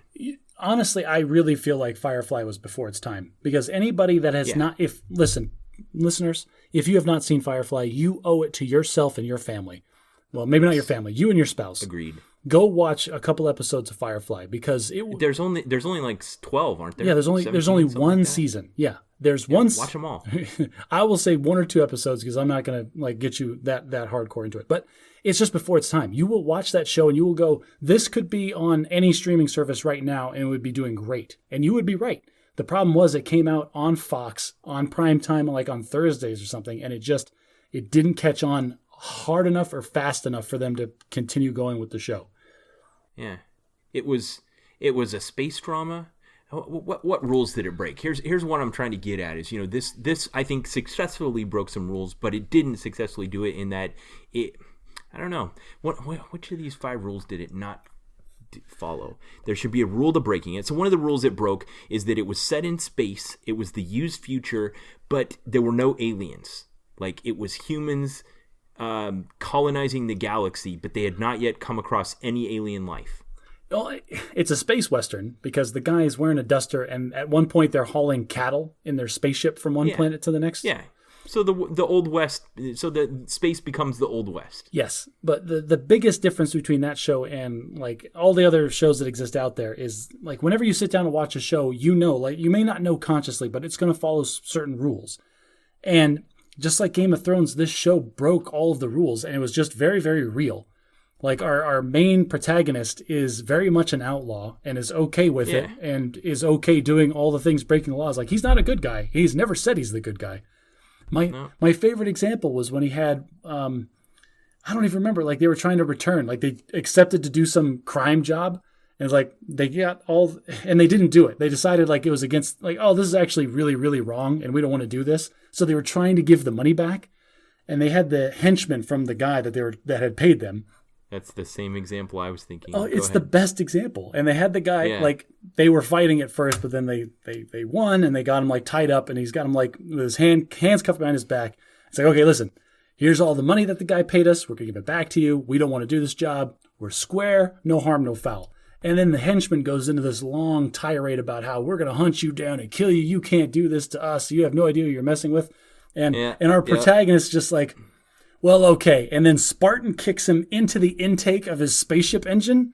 And like the guy gets sucked into the engine. And like guts or something presumably come flying out the other side. And they just they bring the next henchman and put him down in front of him again. He goes, here's the box. He just turns to the next henchman and gives him the same speech. Yeah, and the henchman cuts him off. He's like, oh yeah, no, square, totally square. Money back, no problems. I'll go tell him. Yeah. Yeah, that's exactly the example I thought of. So people, the Bad at Magic podcast endorses Firefly. Find it however you need to and take a look. They made 12 great episodes and a fantastic, and I don't know how the magic happened, and they also made a feature-length film, but they're all great. There's a huge story about the like their cult following like rose up en masse and like the brown coats. Yeah, they charged like the movie studio and like demanded that this script get made into a movie. Well, good for those guys. So, I thought about rules that were broken in film and in TV and those kinds of things. And I started thinking of other examples, of things that happen in the world that kind of change the way that we do things because they have a reason, they identify a rule that can be broken that will feel natural to people. And it's not a load-bearing rule, and it turns out to be good. The classic example is like Netflix over Blockbuster Video. There was a time, even if this is before your time, Josh, and you've joked about this before on the podcast, there was a time like they depict in Captain Marvel where Blockbuster felt like the only way you were ever going to consume second-run media forever. I am not as old as you, but I am old enough to remember being sent to the Blockbuster with my newly minted driver's license and be like, go get the new movie that came out this week. We're going to watch it tonight. And like you had to go to the Blockbuster and hope they still had a copy and then rent it and then bring it back. And you had like a day to bring it. Like you had to take it back the next day probably. Yeah, and it was a tyranny. There was these oppressive late fees and the fact that you might go there and not get the one you wanted. And the prices kept going up and just and on and on and on. But it felt inevitable. It just felt like this 800-pound gorilla that was insurmountable. And then Netflix comes along and just starts sending out DVDs by mail. And then they start making offerings on the internet. And then I remember I was in your house, like in Langley, Virginia, because we both had Netflix, and like we would just, I had the plan where I could have 2 DVDs at a time, and I would send them back. And then we were in your house, and you were like, "Oh, I'm gonna pull up this movie," and you pulled up the Netflix website. I'm like, "What are you doing?" Like, "Oh, you can watch the movie like on the internet now." and and I remember saying like, "That's never gonna work. Like, we just don't have the bandwidth for this." And at the time, we really kind of didn't, because it was terrible. Like, it was compressed like tiny standard def. It wasn't even, it was like not even 720. It was really bad. But I'll tell you what, if you had told me then that that was going to be the wave of the future, I would not have believed you. Well, at the time, the entire business model for a big company like Blockbuster was based around the fact that, it was based around the late fees and the scarcity and all those kinds of things. And Netflix threw all that on its ear. All of a sudden, you would just, if you wanted a movie, you picked it and you got it. And there were no late fees. And those were 2 rules that actually turned out to not be load-bearing walls that they thought were. And it changed everything. Yeah. I mean, yeah, good on Netflix for figuring that out. So another example, and not quite as omnipresent, that I thought of was, I remember when Swiffers were new. Basically, you're talking about those little duster things, right? Yeah, those little duster things. Like it's just basically a paper towel that's a little fancier. Yeah, but people forget that there was a time where the rule was that kitchen cleaning implements are reusable. Like, the mop was as old as time immemorial. There was no... you didn't question the mop and the broom. We have rag. We have dug up the remains of ancient civilizations, and we have found mops.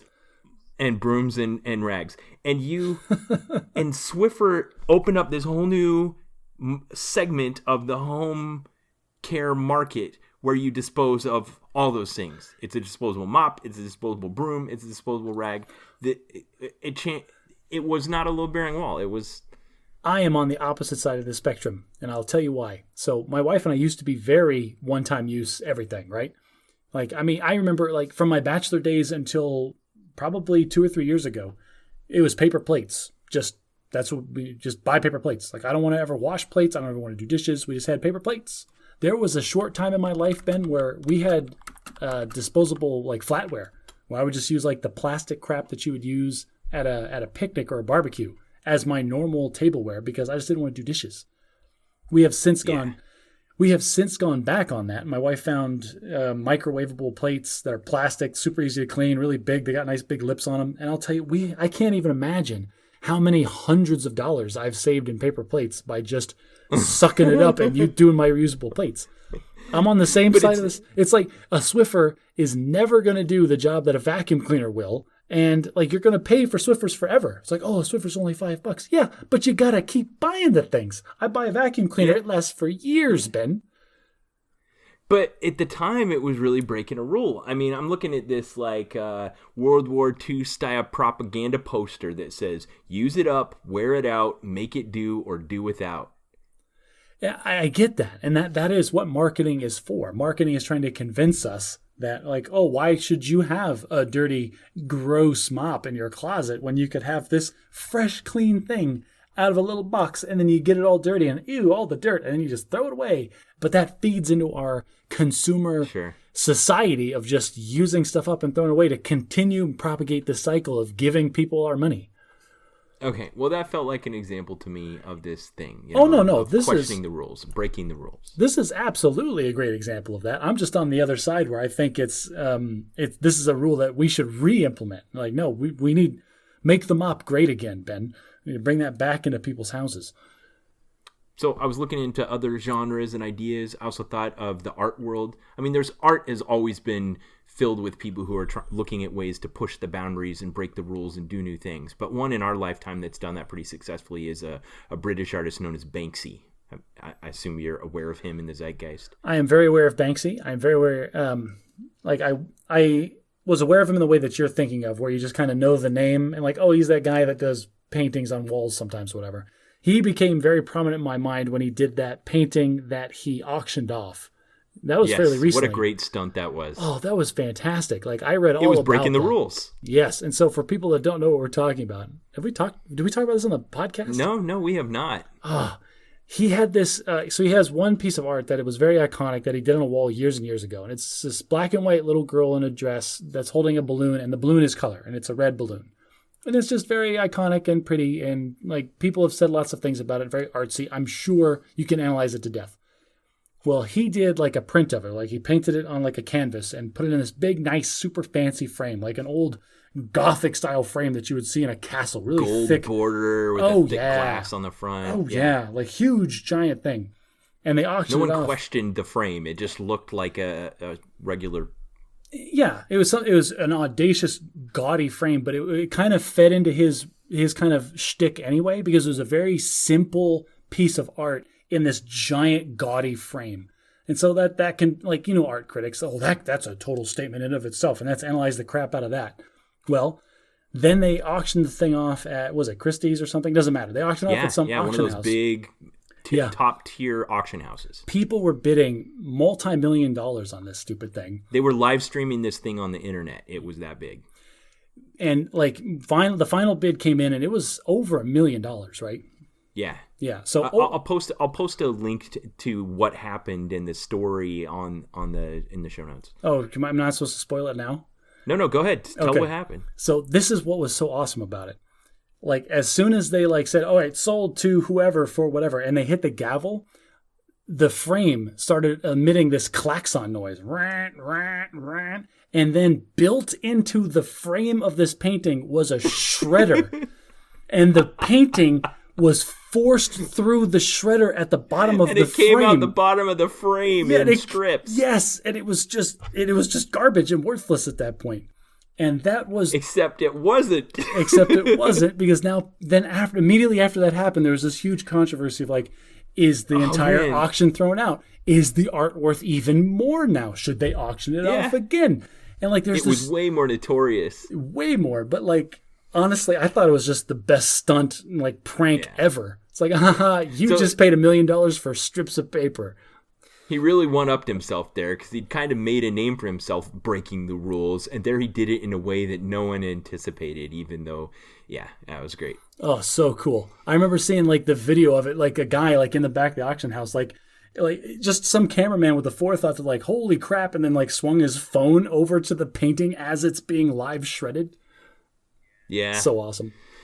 So Banksy's a great example of a person that kind of thinks different. And it reminded me of this ad campaign that probably predates you a little while, what the Apple did, where they would show photos of great thinkers who were known for being outside-the-box thinkers, breaking the rules, if you will. And then it would just be like a photo of Gandhi with the little Apple logo on it, and it said, think different. And this was a huge campaign. There were dozens and dozens of them. They were in newspapers and magazines and all these kinds of things. It was Apple's Think Different campaign. It was as ubiquitous as Got Milk. Well, I get that, but I think we should move away from marketing stuff, because I get super jaded, because all of that is just it is literally the entire industry. Go watch Mad Men. Watch Mad Men for like a week, and it's. I haven't watched Mad Men. Yeah, it's just like that's their job. Like their job is to understand the psychological aspects of us, the buyers, and try to manipulate us. Well, I made my own list, and none of these people on my list have ever been on an Apple campaign. But this was my list of people that were examples of me, of people that break the rules. So the first one that came to mind is Dick Fosbury. Do you know who Dick Fosbury is? I do not. You've heard his last name before, because a style of jumping is named after him. Nope, I have never heard this before.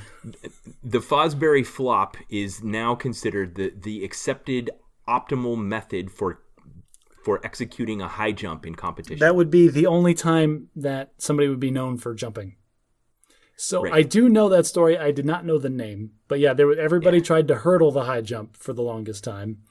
Right. And he was like, there's got to be a better way to get your center of gravity as high as possible. And yeah, jumping off of 1 foot. People, this is the guy that reinvented jumping high. So remember this name. Yeah. And he's considered to be, a great example of someone who broke the rules. The rule was you do it this way. And he tried something else and was successful at it and changed the form competition. Well, people still use it to this day. Another person I thought of along these lines was Elon Musk. He's kind of famous for being like, outside the box thinker, trying things a different way. It seems like every new idea he's come up with is some new way to break the rules. He's tunneling under Los Angeles. He's sending a sports car into space, whatever. He's selling flamethrowers to people to pay for his tunneling company.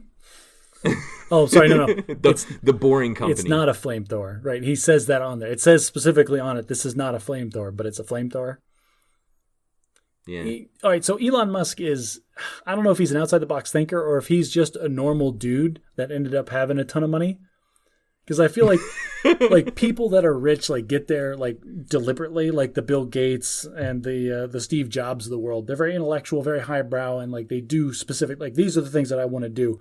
Elon Musk feels like a guy that's just like, I don't know, I feel like you could have a beer with Elon Musk and have a normal conversation with him that wouldn't talk about world geopolitics or anything. Just be like, it would be really cool. We should build flamethrowers and just sell them. Wait, what is this you keep saying about flamethrowers? I don't know what you're talking about. You're kidding me, right? No, I don't know. I must have just been not had my phone on that day or something. To raise money for the Boring Company, like instead of selling T-shirts and hats, which I think they did too, because it's a great name, they sold flamethrowers. They were actual flamethrowers. I thought you were just making. Something. No, they mass produced actual flamethrowers, and like they had like the Boring logo or whatever on the side. Yeah, how are you not aware of this? Wow, this is a thing. Holy crap! Yes, no, it says very specifically in all the documentation when you bought it, this is not a flamethrower. But there's like one thing that you can do that I don't think they even tried to hide that turns it into a flamethrower. That's it. Not a flamethrower. The Boring Company. Yeah. Huh. It's very much a flamethrower. Link in the show notes. Fire extinguisher sold separately. They sold 20,000 of these things. Yes, they sold 20,000 flamethrowers. I thought you were making that up. No. That's great. Elon Musk mass-produced a flamethrower because he had the money, and why not? That is fantastic. You know what? Now that you mention this, I have seen a photo of this, but I thought it was a paintball gun. Yeah, it doesn't. Okay. It doesn't look like a real thing. Wow. Well, I think that's probably a good one to end on. But I want to extend an invitation to our listeners. Go on the subreddit, go on the Facebook page, and give your examples of outside the box thinkers who broke the rules successfully, who followed Mark Rosewater's rules to only break the rule when there's a good reason to do it. It should feel natural, and it's not a load-bearing rule, and there should be a reason for the rule you're breaking. So, good examples of other areas in pop culture, in innovation that you have seen that people use to break rules. And then I got one more I want to talk about. Well, you just said we were going to wrap up, but no, there's an entire genre of media that we have not at all talked about breaking rules, and that's interactive media. That's video games. Yes. Yeah. Yes. So there's one that you introduced me to in this area that I think helps point out the rules of interactive media. And so I don't want to say too much about it, but it's called the Stanley Parable. It's available on Steam for like $9. If you've never tried it, what I'm recommending you do is go out and give it a shot. To look it up on Steam. It's called The Stanley Parable. I'll put a link to it and stuff like that. Don't try not to read anything about it if you can, but basically it plays on the rules of interactive media as a way to examine the rules of interactive media. I remember introducing this to you because you asked me the question. We were talking about video games and how you don't play video games. And I was trying to explain to you that there are things in video games that you cannot get from any other form of media consumption. It's not in a book, it's not in a movie, it's not in a TV show. And you challenged me in that moment, what is something that exists in video games that can't exist anywhere else? And my answer... And this is what came to your mind when I asked that question. And this was my answer. It came to my mind within... It was less than a minute, and I had it installed on my computer at the time. Okay. So I sat down at your computer. You didn't say anything else. I tried it. It took, maybe 10, 15 minutes? Yeah. And I came away convinced of what you'd said.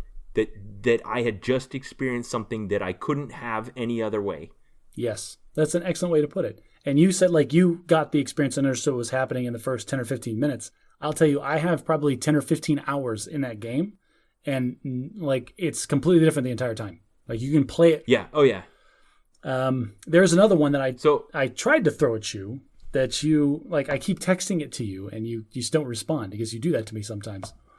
And that was a game that I recommended to you called Antichamber. And I think that one's like $5 or $6 on Steam. And so, all right, I'll add that to my list. Well, I've ghosted you long enough. So if it's less than $10, I'll tell you that, because it's not a lot of gameplay. You'll get, like, if you're going to sit down and you tell yourself, I'm going to play this game from start to finish, you will be done in like one day. It's not a long game, so don't pay more than $10 for it. But it's definitely worth that. The idea here is that it breaks all the rules of video games. Like, all the rules that you have about, the rule is that if you're in a first-person shooter, like you're a person that's walking around with a gun doing whatever, that space is going to conform to physical laws, right? Like, this room can only be so big, and there's going to be a hallway or whatever. This is the first game I've ever seen where they just acknowledged and used it as a mechanic where, like, space in video games doesn't have to be anything, because this is all digital and we can change it however we want. So, like, one of my favorite examples is there's a hallway where you go down this hallway and you come up to two sets of stairs. One goes up and one goes down. And if you go up the stairs or down the stairs, it does not matter. It takes you to an identical hallway that leads you down to a set of stairs, one that goes up and one that goes down. And I frustrated myself by going up or down these stairs for 20 minutes. Like, oh, okay, maybe I'll just go all down. Maybe it'll change. Or, okay, maybe I'll go all up. Maybe it'll change. The trick was you were supposed to turn around and go back the way you came, because the hallway, as soon as you turn around, is completely different from the hallway that you just walked down. So that's just one. Yeah, I don't know. That feels like it's not keeping to what we've said are these rules of doing it. Like, if you break a rule, you got to have a reason for doing it. This might just fall then into the category of they're exploring the concept of, like, subverting your expectations of what physical space is supposed to be. Because that's just one of like a dozen examples of how they manipulate your understanding of how just like walking around a room works. So the Angry Video Game Nerd does this better than I ever could. I don't know if you've watched any of his videos on YouTube. But he'll go back and explore old games that have these kinds of flaws in them. Like, you know, an old Atari role-playing game where the only way to, like, figure out the puzzle was you had to go in a room and touch a blank spot on a wall in a room, and there was no way you could have known that was there, and otherwise you're just stuck and frustrated. Like, there are so many of those, and like, so depending on the type of person you are, they're either like incredibly frustrating or super awesome. There was an old game. One of the Metal Gear Solid games was notorious for this. Like, it's a cult legend for doing these weird things to you. For example, there was one boss, like the whole shtick of the boss was that he's telepathic and can read your mind. And one of the things that he did is that the program of the game would read the saved games on your whatever card was plugged into your console at the time.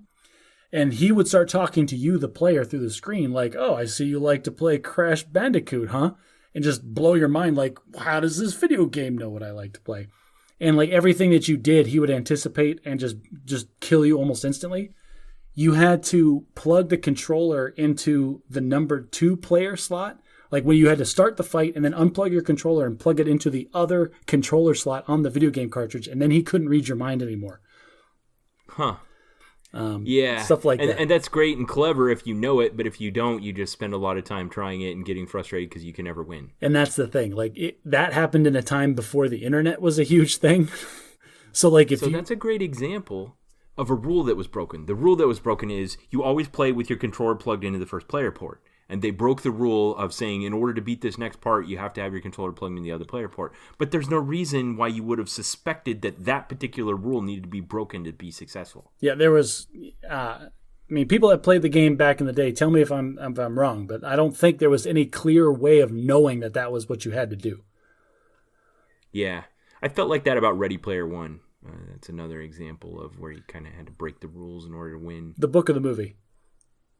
It existed in both in equal measures. I liked that movie, but only because it was a huge nostalgia trip for all the different like intellectual properties that existed in it. Yeah. Like the plot line is a very tween novel plot line, but it was good. I liked it. All right, you ready to wrap this up? I don't know. Are we? Sure. Let's wrap it up. All right. So listeners, if you've got some other ideas of successful rule breaking that you'd like to share with us, go on Reddit or Facebook and share. If you're up to the challenge, install the Stanley Parable and give it a shot. Next time, Josh and I will talk in a bit more detail about the Stanley Parable and some experiences we've had with it. If you haven't yet, go ahead and like our Facebook page. Give us a rating on your favorite podcast player so that other people can find out about the podcast. And I want to give a big shout out to our Patreon supporters. About 10% of our listeners have gone on to patreon.com/badatmagic and have pitched in to support the show. And we appreciate you guys. Thank you very much for being supporters of the show. And as always, thanks for listening to the Bat and Magic podcast. If you like the podcast, you like what we do, tell your friends, spread the word, join the community, talk to us. We didn't talk at all today about the Bat and Magic Fitness Challenge that's going on. In these crazy times where we're all locked into our houses, it's really easy to get fat and lazy. I have gained weight this last week because of all the sitting in my chair that I've had to do. Oh. So yeah, jump onto the batatmagic.live website, join the fitness challenge, completely anonymous, and there might be prizes at the end.